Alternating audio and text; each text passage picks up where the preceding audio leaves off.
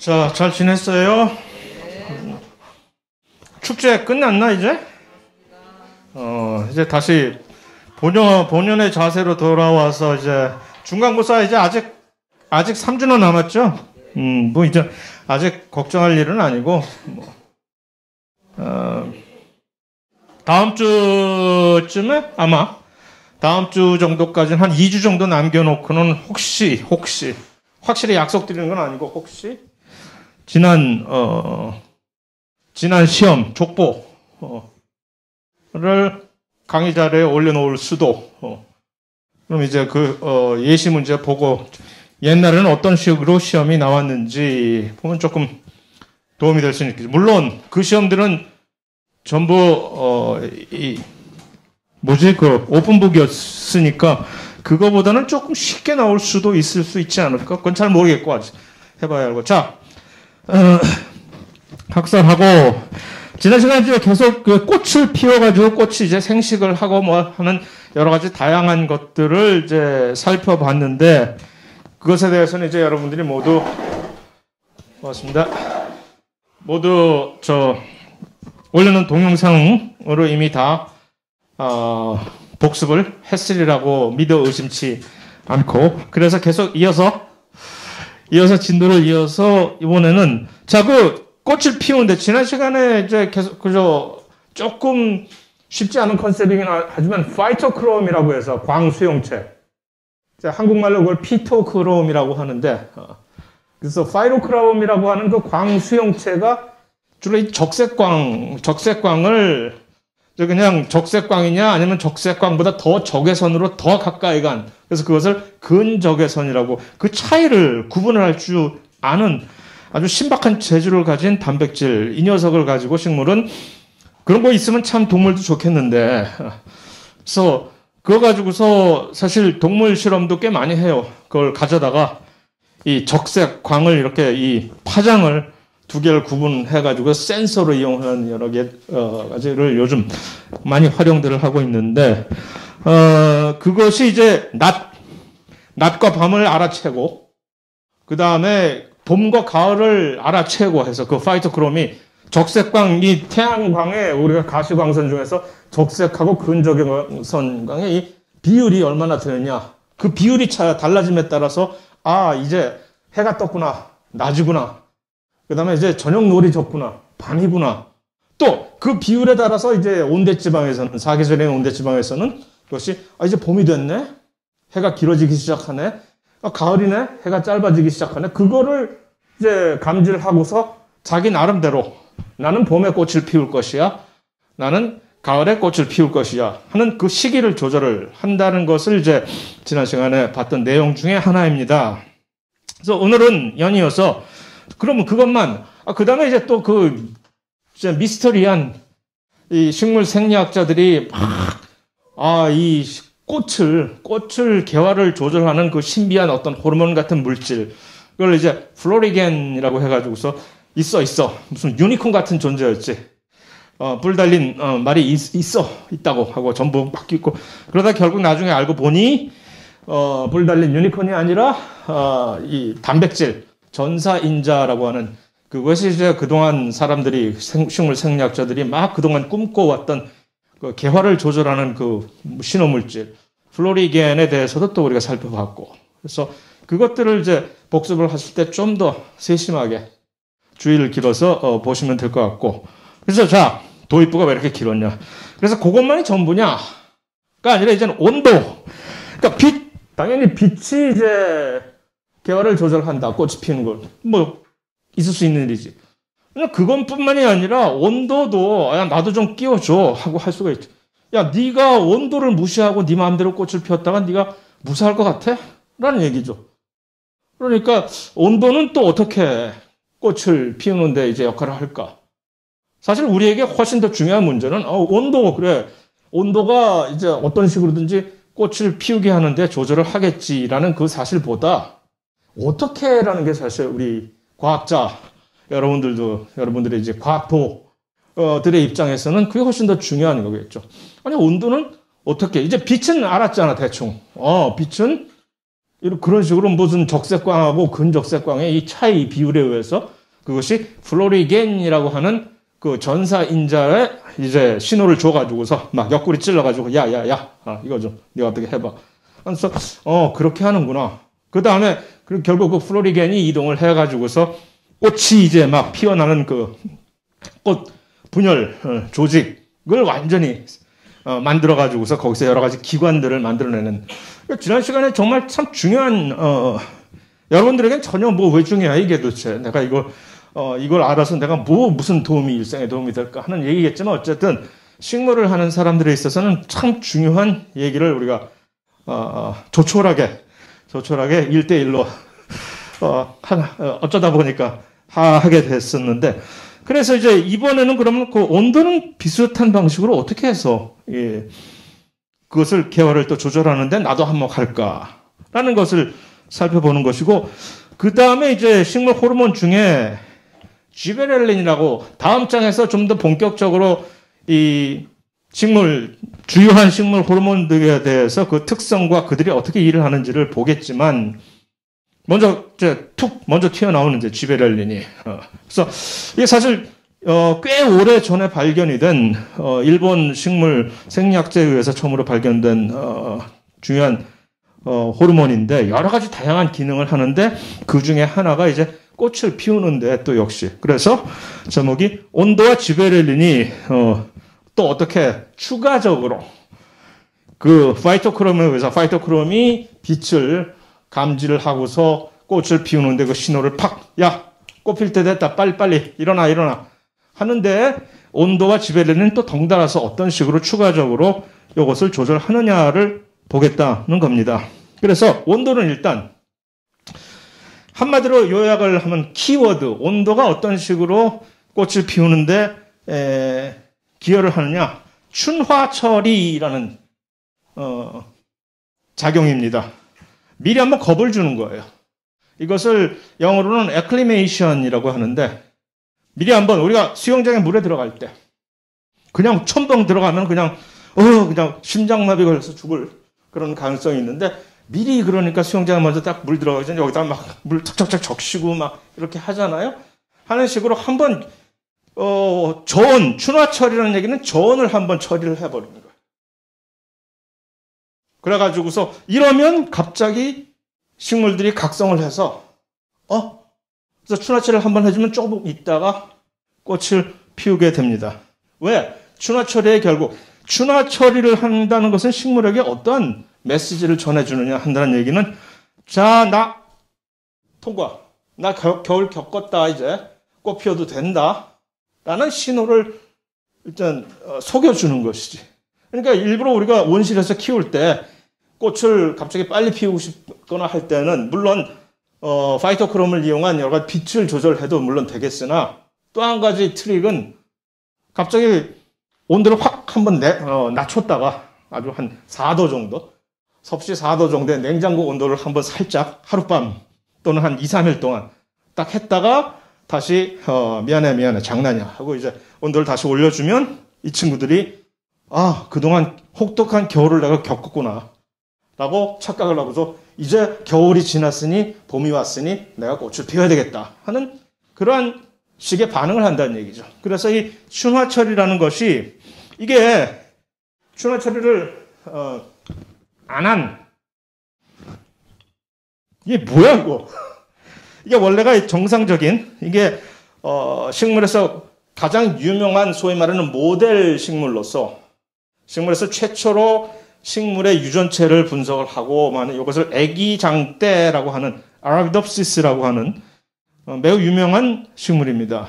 그래서 한낱 보잘것없는 잡초에 불과하나 여러 가지 이점들이 있어서 그 중에 하나가 한 달이면 싹이 난 후에 꽃을 피우게 되는 아주 생육 조건이 짧으니까 그래서 이걸 가지고 그 다음에 유전체 사이즈도 작고, 그래서 모든 식물들을 대표하는 처음에 그러한 모델 생물로서 사용을 해왔는데, 그러니까 이게 소위 말하는 일반적인 정상이라는 얘기는 하면 안 되고, 정상 비정상이 어딨어? 전부 다 우리들 다 비정상이에요, 비정상. 그렇게 따지면 일반적인 아라비덥시스의 모습인데 추나 처리를 안 하면 이거 뭐야 이거? 그러니까 얘가 처음에 이렇게 싹을 피웠다가 꽃이 필 때 되면 이렇게 지 혼자 꽃대라고 하는 이게 쭉 올라가가지고 이렇게 쭉 올라가서 꽃이 요 위에 이제 피게 되는 그러한 형상을 띠게 되는데 이 친구는 추나 처리를 안 시켰더니 아직도 신선노름 도끼자로 썩는 줄 모르고 이러고 있는. 그러니까 결국 추나 처리의 중요성을 한번 이렇게 딱 보여주는 그런 결과라는 얘기죠. 그래서 추나 처리는 도대체 왜 무슨 메커니즘으로 저온을 처리하면 얘네들이 갑자기 반응을 막 해서 민감하게 욱하고 반응을 해서 꽃을 갑자기 피우는 것일까? 라는 것이 결국은 모든 것은 전부 다 이런 분자적인 메커니즘에 있어서 이게 전부 이 전사인자들이 우리가 지난 시간에 봤던 소위 말하는 플로리겐이라고 하는 걸 알고 보니 저 위에 있는 전사인자 중에 하나였다.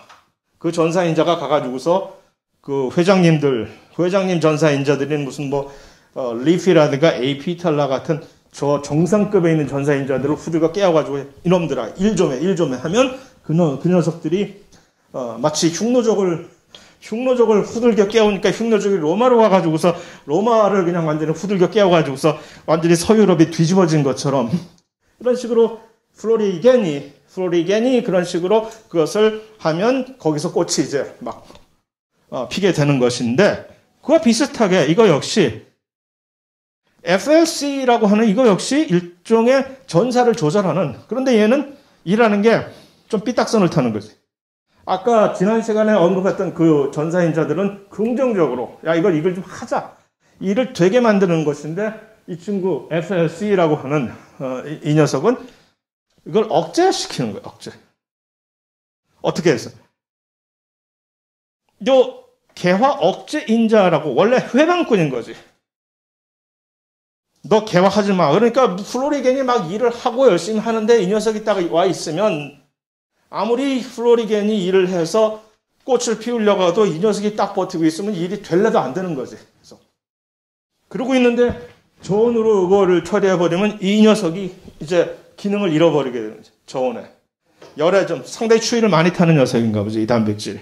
그래서 그 저온 처리를 한번 이렇게 해주면 이 녀석을 제거를 해서 요 FLC라고 하는 이 억제인자를 그래서 억제가 된다는 얘기죠. 자, 그래서 그걸 하나를 딱 얘기를 했고, 아직 지베렐린은 아직 안 나왔고, 그러면 지난 시간에 봤던 요 파이토크롬에 의한 요것을 우리는 광주기라고 하거든요. 적색광 요것과 그러면 요 온도와 그 다음에 그 온도 중에서도 이 춘화철이랑 요것들이 어떠한 관계로 일을 하고 있는지가 정리가 된 것이 여러분들 다 가지고 있죠, 요 그림. 그래서 요 그림을 딱 보고 정리해서 이해를 하는 것이 좋을 것 같아요.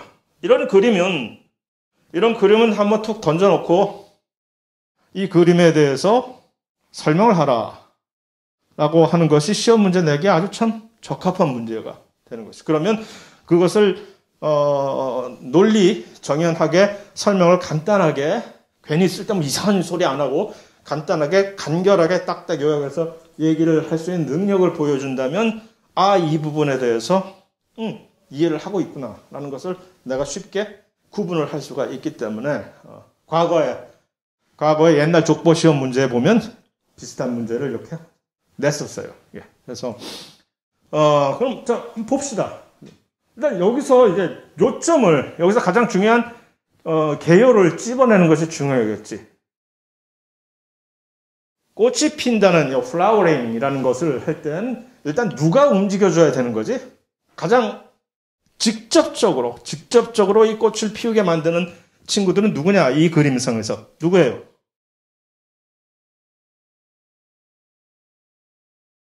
에이피탈라, 리피, 이 두 가지, 이 두 친구가 그 정상급에 있는 전사인자라고 다들 기억하고 있죠? 지난 시간 강의에 있는 거니까. 이 두 개가 전사인자입니다. 전사인자도 급이 있다고 얘기를 했어요, 지난 시간에. 그러니까 마치 회장님이 있고 실무진들이 있는 것처럼 회장님이 먼저 딱 의사 결정을 내리면 요 에피탈리피라고 하는 이 두 전사인자는 결정을 내리는 거야. 야, 이제 여기 꽃밭으로 만들어. 꽃 피우자. 그럼 실제적으로 꽃을 피우자 하려면 어떻게 해야 돼? 꽃잎을 만들어야 되고, 꽃받침을 만들어야 되고, 암술, 수술을 만들어야 되잖아. 그렇게 실제적으로 꽃 기관을 만드는 것들은, 야, 내가 직접 그거 다 해야 돼? 아래 것들이 해야지. 이 전사인자가 어떤 유전자들을 활성화시키면 그 활성화되는 유전자가 누구냐? 바로 그 실무진 전사인자들인 거죠. 그 실무진 전사인자들이 실제적으로 세부적인 여러 가지 유전자 발현을 활성화시켜서 일을 되게 만드는 거거든요. 추상적으로 쉽게 얘기해서. 그런데, 그래서 이 둘이 바로 가장 중요한, 원동력이라고 얘기를 할 수가 있거든요. 꽃을 피우기 위해서는 이 둘이 활성화가 돼야 된다는 얘기죠. 이 둘의 기능이 이제 업이 돼야 되는 건데, 그것을 시키는 게 누구라고 그랬어? 요 플로리겐이었잖아. 이것을 몰라서 이 정체를 모르고 호르몬인가 어쩐가 하고 막 수십 년 동안 식물 생리학자들이 막 쫓다가 결국 알고 보니 단백질이네. 뭐 하는 단백질이야? 전사인자요. 너도? 나도 전사인자인데 내가 하는 일은 이 친구들의 전사를 활성화시키는. 그러니까 이 두 소위 말하는 그 의사 결정 전사인자들보다 더 위에 있는, 뭐 이 정도 되면 어떻게 되나? 대통령이라고 그래야 되나? 어쨌든 회장님보다 높은 그 어떤 전사인자가 바로 꽃을 피워라라고 전달을 해주면 이제 이 두 회장님들이 네 알겠습니다 하고 실무진들한테 이제 명령을 하는 식으로 된다는 얘기죠. 그런데 얘는 그러면 어떤 신호에 의해서 시도 때도 없이 얘가 막 활성화되면 안 되잖아. 그러면 시도 때도 없이 꽃만 피고 있으면 안 되지. 그러니까 적당한 시기에 이 친구가 일을 할 수 있는 활성화가 돼야 된다는 얘기지. 그 적당한 시기를 누가 지금이 적당한 시기다라고 누가 사인을 주는 것일까? 라고 했을 때 바로 이게 첫 번째가 광주기라는 게죠. 빛이. 그래서 이 광주기가 봄과 가을을 구분을 시킬 수 있게 되는. 그러니까 이 광주기를 조절하는 친구는 누구예요? 일단 광주기를 조절한다는 것이 아니라 광주기야 조물주가 조절하는 거지. 광주기는 누가 이것을 알아채지? 그 파이토크롬이라고 하는 저 광수용체가 그 광주기를 이제 지금 봄이네. 또는 지금 아주 깜깜한 칠흑 같은 밤이네 하는 식으로 그래서 알아챌 수가 있다는 얘기죠. 그런데 그것과 더불어서 약간의 따뜻한 온도 역시 여기서 이 그림에서 생물학에서 언제나 화학에서도 아마 그러겠지만 생물학에서의 항상 이 그림에서 뾰족한 이 화살표는 언제나 이것을 촉진시킬 때 화살표가 뾰족하게 그려져 있어. 억제할 때는 어떻게 해야 될까? 억제하는 화살표는 이런 거 뭉툭하게 이제 이것이 억제를 한다는 뜻이. 그래서 결국은 이것이 얘네들을 활성화시키는데 아주 중요한데 이 친구를 활성화시키기 위해서는 두 가지 경로가 있다는 얘기죠. 하나는 광주기가 화살표가 굵잖아요, 여기 그죠? 그러니까 광주기가 가장 원초적인 활성화 메커니즘이고 얘 화살표는 조금 얇지. 그 얘기는 얘보다는 그렇게 크지 못하지만 조금 한몫 같이 거둔다라는 얘기죠. 그러니까 온도도 조금 어느 정도 높아져야 되고 그런데 여기서 온도가 이렇게 그러니까 이런 시스템으로 이렇게 조직이 되어 있으면 아주 딱 맞는 얘기 아니에요. 그러면 결국 봄을 느낄 수 있는 얘기 아니에요. 봄이 이제 딱 있으면 빛이 이렇게 변화하게 될 것이고 봄이 되면 온대 지방에서는 온도도 조금씩 이제 상승이 되게 되고 그럼 요때 꽃을 딱 피우게 되고 그래서 좋은 얘기인데 여기서 한 가지 나한테 허락받고 가 라고 여기서 이제 몽리를 부리는 친구가 있다는 얘기죠. 얘가 누구? 뭐야 이거?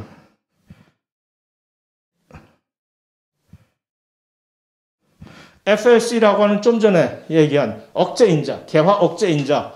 그러니까 이 모든 것이 다 준비가 되어 있어도 결국은 이 메커니즘을, 얘를 일단 제거를 해야 완전히 100% 개화가는 메커니즘이 될 텐데, 이걸 얘는 어떻게 제거를 하지? 이 메커니즘은 바로 그것이 요 춘화 처리라고 하는 거죠. 아주 잠깐 동안에 조언을 팍 줘버리면 이 친구가 해발레 해가지고 이 억제 요것을 잠시 넉넉해 되니까, 그러면 이제 됐다. 그러면 그 누구도 이제 해방을 놓을 친구가 없다라는 얘기죠. 자, 질문?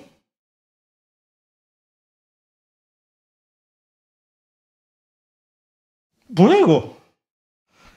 이거까지 전부 다 얘기를 해서 이론적으로 대충 납득이 갈 만한 그런 설명을 했다고 보는데, 갑자기 뭐 위치에 따른 농도, 기울기, 경로? 얘는 뭐지?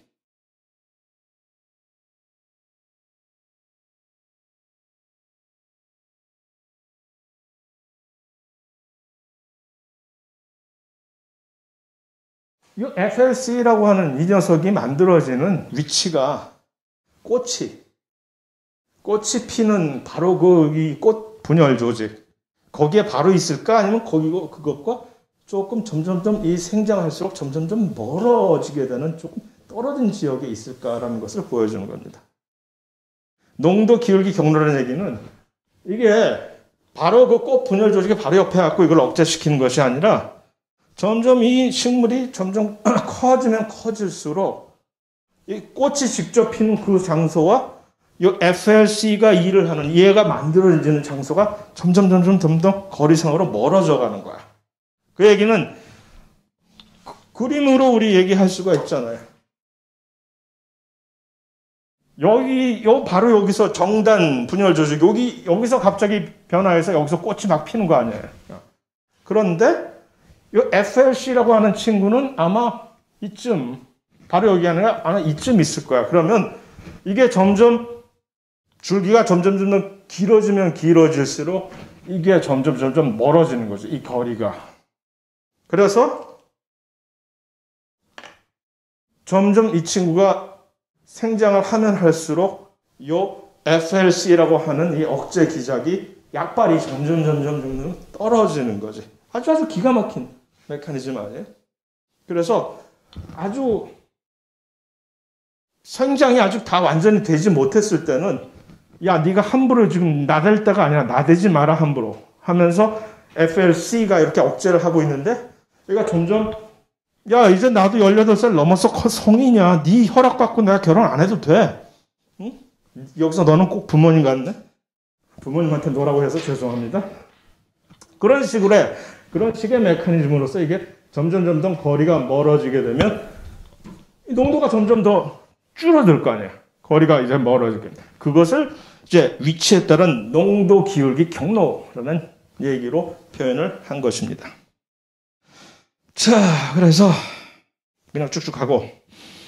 자, 근데 이제 지베렐린은 여기서 여태까지는 이제 온도에 의한, 온도가 어떤 식으로 추가적으로 꽃을 피우는데 역할을 하느냐까지를 이제 설명한 거예요. 그거 하나 하는데도 이렇게 오래 시간이 걸리네. 자, 그럼 지베렐린은, 그렇게 광고를 때렸던 지베렐린, 나의 역할은 무엇인가? 자, 그런데 이제 지베렐린은 또 다른 경로로 직접적으로 이 지베렐린 호르몬이 리피, 아까 리피가 누구라 그랬죠? 그 천사인자 회장님, 두 회장님 중에 하나.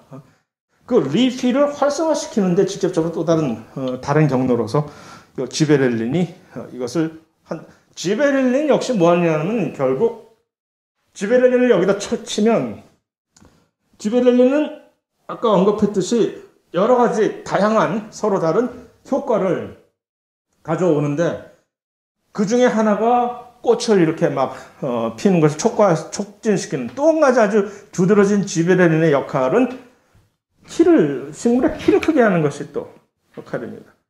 다음 장에 나오겠지만, 그래서 지베렐린이라는 호르몬을 외부에서 이제 화학적으로 합성을 할 수 있는 것이기 때문에, 외부에서 이제 분무기로 식물에다가 스프레이를 쭉 하면 식물이 키가 쭉 훨씬 커집니다. 특히 이것은 이 효과는 마치 사람에 있어서 무슨 성장 호르몬처럼 이미 키가 자랄 대로 자란 사람들한테 성장 호르몬 덮쳐봤자 아무 효과가 없지만 성장기에 어떤 약간의 결함으로 인해서 성장 호르몬이 다른 일반적인 사람들보다 조금 덜 만들어지는 그것을 우리는 흔히 뭐 난장이증이라고 얘기를 하잖아요. 그런 친구들한테 성장 호르몬을 치면 효과가 훨씬 크잖아요. 그래서 마치 다른 보통 평균적인 사람들처럼 키가 이렇게 복원이 될 수 있는 것처럼 지베렐린 역시 식물이 돌연변이에서 지베렐린을 내부에서 만들어내지 못하는 식물이 있을 거 아니에요. 그러면 난쟁이 식물이 되거든. 저는 그럴 때 뭐 이렇게 키가 반밖에 안 되니? 줄기가 자라나지 못하니까.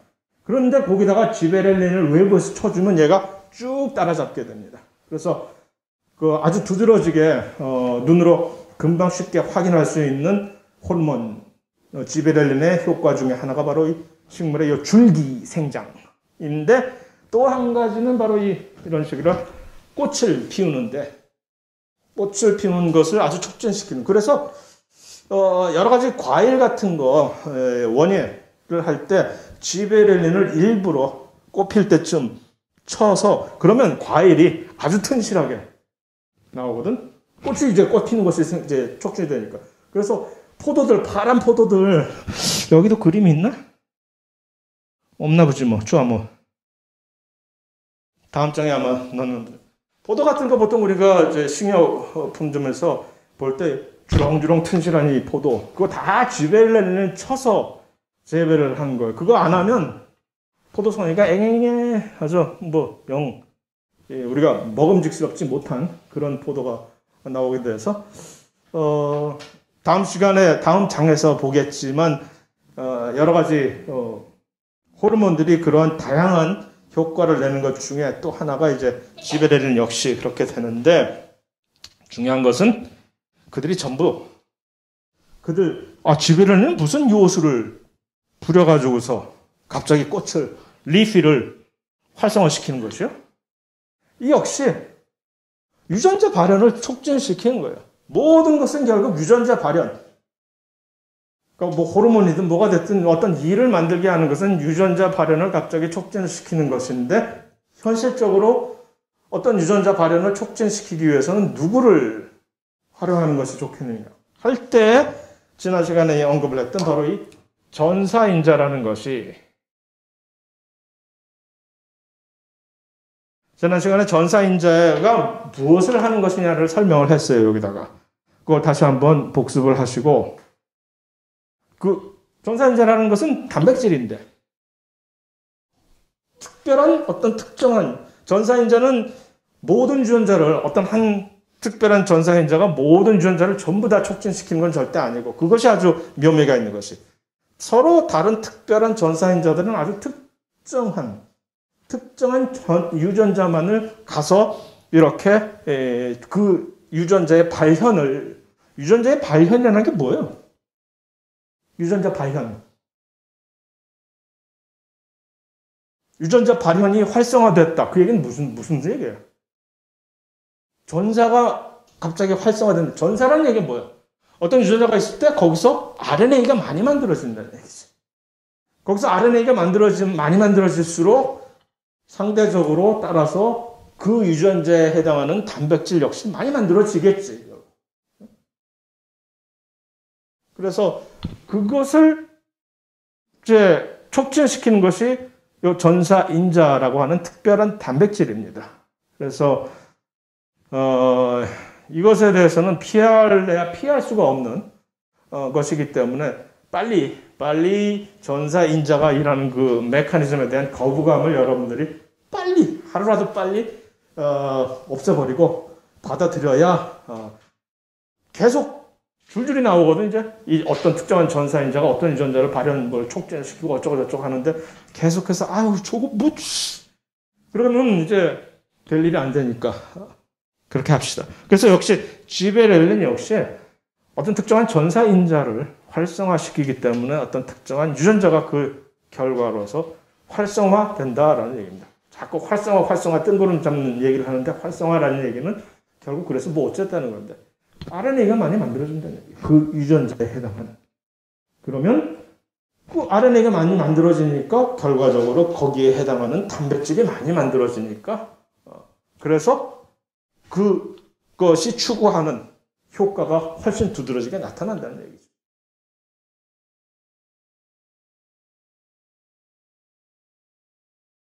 자, 뭐 그쯤 합시다. 그쯤 하고 계속해서 뭐 할 일은 많으나 어느 정도 적당한 선에서 끊어야지.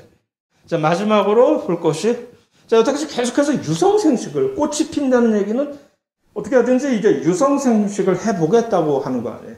그 유성생식을 하는 것의 가장 끝판왕이 발달된 끝판왕이 식물에 있어서 그것이 꽃을 피워서 하는 거잖아요.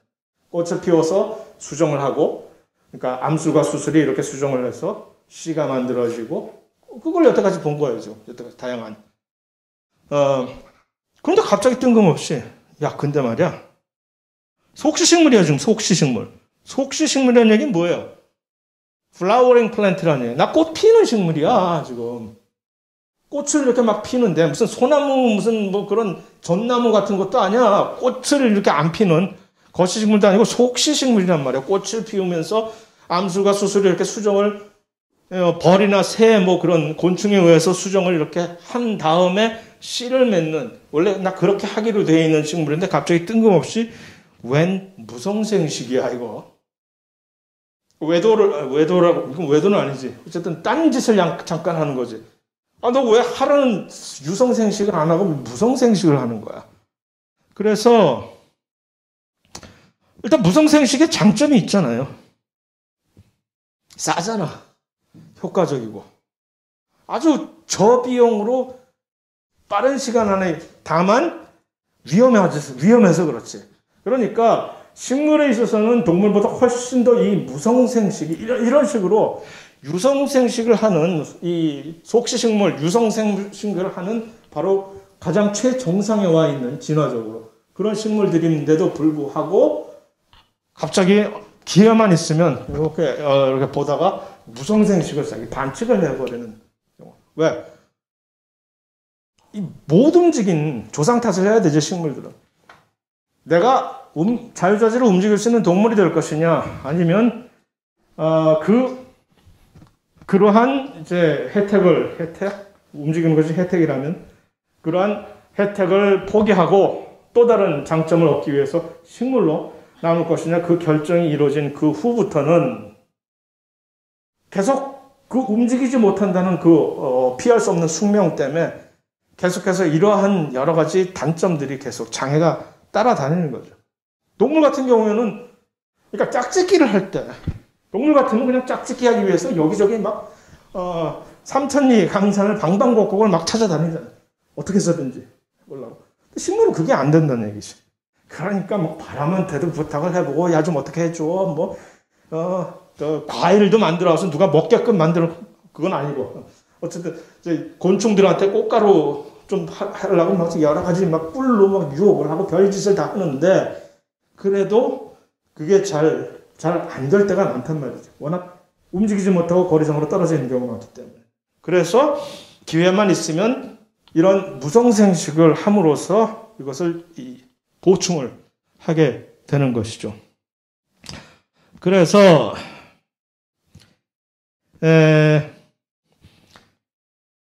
그냥 많은 식물들이 꽃을 피는 식물들마다 그냥 가지 하나 툭 꼽아가지고서 떼가지고서 땅에다 탁 박아버리면 그냥 여기서 뿌리 또 내리고 그냥 새로운 식물이 생겨나는 것처럼 그러한 영양생식을 하는 것들 두 번째 나오는 건데 이것은 그냥 여러분들이 각자 슬쩍 한번 지나가 보세요. 이거를 일일이 무슨 딸기는 어떤 식으로 딸기의 기능 중에 뭐고 무슨 대나무의 뿌리 줄기가 무엇이고 하는 걸 일일이 세부적으로 시험에 여러분들한테 묻는다는 것은 엄청나게 멍청한 짓이고 하는 얘기니까 그것은 이런 게 있구나. 이런 것들이 그러한 소위 말하는 영양생식의 하나의 예의구나 하는 정도로 보면 되는 것이고 그래서 여러분들 직접 그 강의 자료를 보고 한번 살펴보면 그럼 끝이 되는 거고 자, 여기에 또 한 가지 그러한 식물의 무성생식 중에서 또 희한한 점이 무수정생식이라는 것이 있습니다. 아포맥시스. 자, 아포맥시스라고 하는 건 식물에서 주로 두드러진 것이기 때문에 이것과 한번 차이를, 이 무수정생식과 혹시 이런 거 얘기 들어봤어요?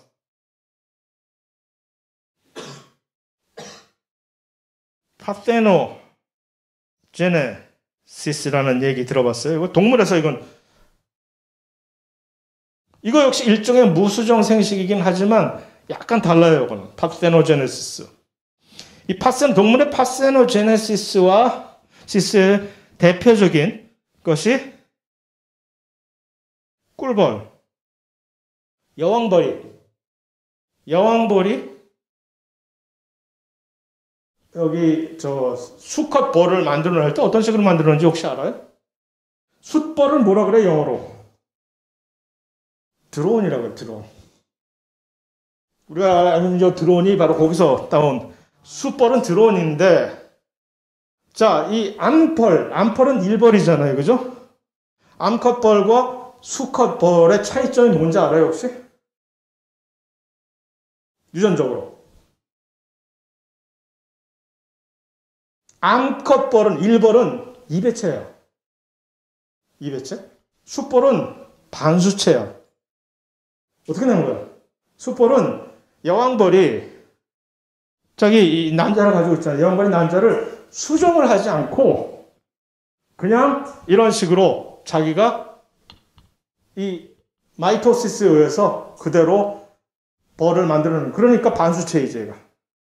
그래서 이 숫벌들은 그 다음에는 이렇게 혼자서는 생식을 못하게 되는 거고요. 반수체니까. 다만 그 숫벌이 나중에 여왕벌과 다시 수정을 하게 되면은 그 숫벌의 정자가 그렇게 되면 이제 그 2배체가 나와서 주로 그렇게 되면 이들은 전부 암컷벌들이 생겨나게 되는데, 그러면 그들이 일벌들이 되는 거죠.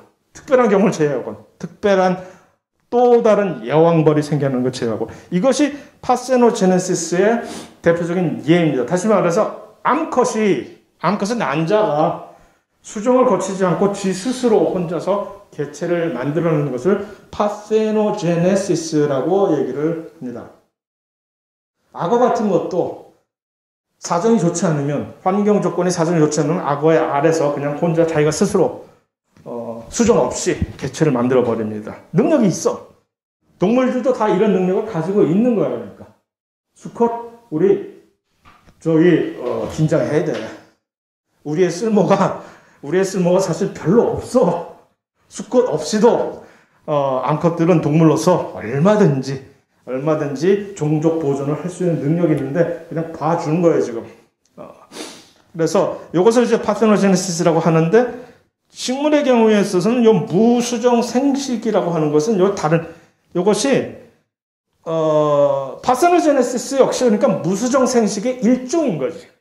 무수정 생식이라는 큰 광범위한 수정이 없이 직접 개체를 만들어내는 그러한 메커니즘 중에 하나가 파세노제네시스인데, 동물에서는 이 파세노제네시스가 많은데 식물의 경우는 무수정 생식. 그러니까 이것은 무수정 생식은 굳이 난자만이 개입을 할 필요 없이 아무 데서나 그냥 만들어가지고 배를 만들어내가지고 수정 없이 그냥 딱 배를 만들어가지고서 이렇게 새로운 개체를 만들어내는 것을 무수정 생식이라고 합니다. 또 어떤 경우는, 동물의 어떤 경우에는 자웅동체라고 해서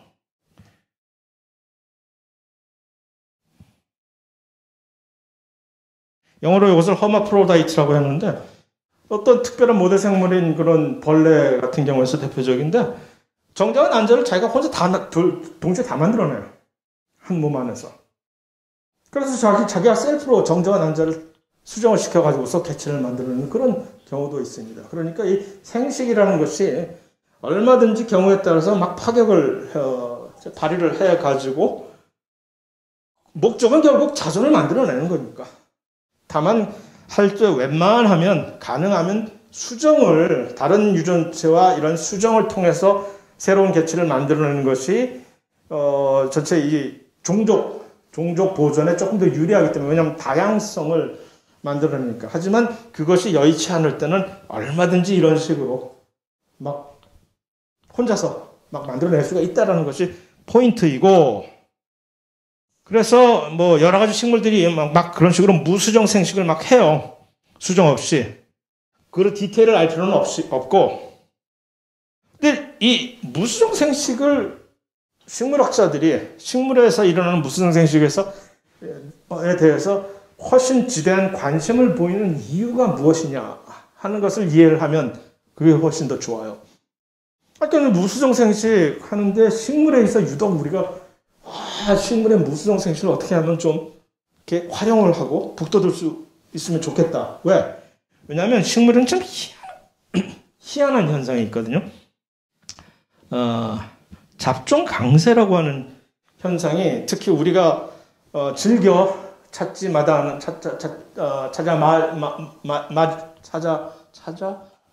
않는 우리가 즐겨 찾아마지 않는 여러 가지 작물들, 벼라든가 옥수수라든가 하는 여러 가지 작물들이 이러한 현상을 두드러지게 보입니다. 잡종 강세라는 건 뭐냐 하면 서로 좀 계통이 다른 쌀을 얘기하면 훨씬 쉽게 볼 수 있습니다. 쌀 우리가 보통 음식점에 우리가 먹는 쌀은 품종 개념에서 이것을 좀 기분 나쁜 얘기긴 하지만 그 쌀의 학명 바로 밑에 오라이자 사티브인데 학명 밑에 자포니카라는 일본이라는 요것이 우리가 먹는 쌀이에요. 계통이 조금 쌀이 똥똥하지 찰지고 동글동글. 근데 우리가 인도 식당이나 아니면 중국 식당, 해외에 있는 중국 식당 같은 데서 볶음밥이나 뭐 그런 거 시키면 쌀이 길쭉하면서 날아다녀. 얘네들은. 요 쌀은 뭐냐면 인디카예요. 이 두 쌀이 그러니까 계통이 조금 다른 거지. 사람으로 치면 뭐 아프리카 흑인과 무슨 뭐 백인, 코케이션 정도의 차이가 나는 것처럼. 근데 이 둘 얼마든지 같은 사실 교배시켜서 만들어낼 수가 있는데 둘을 교배를 시키면 정말 좋아. 갑자기 엄청나게 튼실하고 그냥 뭐 생산성도 엄청 높고 하는 정말 뭐 체리 따봉 같은 그런 종자가 나오거든. 개체가. 그래서 이걸 잡종 강세라고 한단 말이에요. 이런 식으로 잡종을 만들면 이거 훨씬 우수한 그런 개체가 태어나는구나. 그래서 잡종 강세가 좋은데 문제는 딱 1세대로 그것이 끝나요. 잡종 강세 보면 다 좋은데 그 다음에 이 잡종을 가지고 그 다음부터 네가 계속 나가봐. 나 불임이야. 이게 희한해 이게. 그래서 잡종하면 아주 모든 여러 가지 측면에서 우수한 그러한 형질을 나타내는데 불행히도 그 다음 세대로 이것을 전수를 하지 못해. 그러니까 사실 얼마나 좋겠어. 인디카랑 자포니카를 둘을 접을 붙여서 그러면 병충해도 훨씬 강하고 이따만한 크고 이만한 쌀이 나오고 벼가 식물이 그래서 무슨 뭐 태풍이 와도 쓰러지지도 않고 다만 문제는 딱 한 해 그걸로 끝. 그 다음부터는 쌀을 거기서 못 만들어낸다며 이런 불임 때문에. 그랬을 때 요 아포믹스라고 하는 요 무수정 생식을 만약에 여기다가 우리가 이제 유도시킬 수 있다면 한 번 잡종을 만들어낸 다음에 그 다음에는 계속해서 불임이라도 좋아. 그냥 너 혼자 그냥 해. 무수정 생식으로. 이렇게 할 수 있으면 얼마나 좋을까라는 측면에서 이것에 대해서 지대한 관심을 보이는 것입니다. 이게 여태까지 현재로서 우리가 관심을 보이는 작물에 이것이 구현이 됐다는 얘기가 아니라 됐으면 좋겠네 라는 얘기죠. 그래서 계속 연구를 하겠다는 얘기죠. 그래서 옥수수의 예가 여기 나와 있는데 둘을 붙여서 잡종이 하나 나왔어. 이 잡종이 매우 우수해. 그래서 요 옥수수를 가지고 계속해서 이제 쭉 앞으로 네가 나가 해주고 싶은데 얘가 불임이야. 잡종이라서.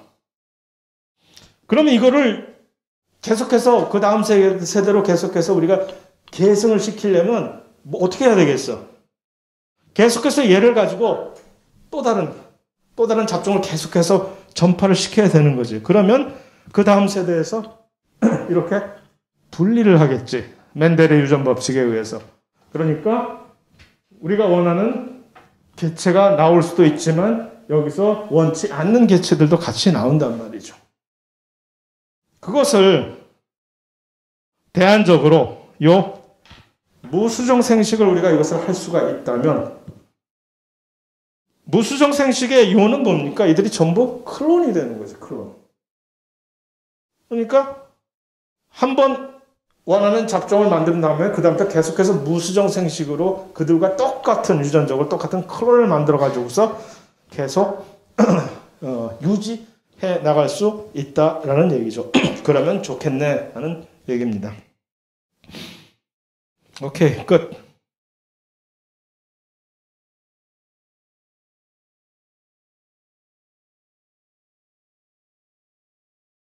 좀 일찍 쉬고 10분 좀 일찍 쉰 다음에 곧바로 다음 시간을 시작을 하도록 하겠습니다.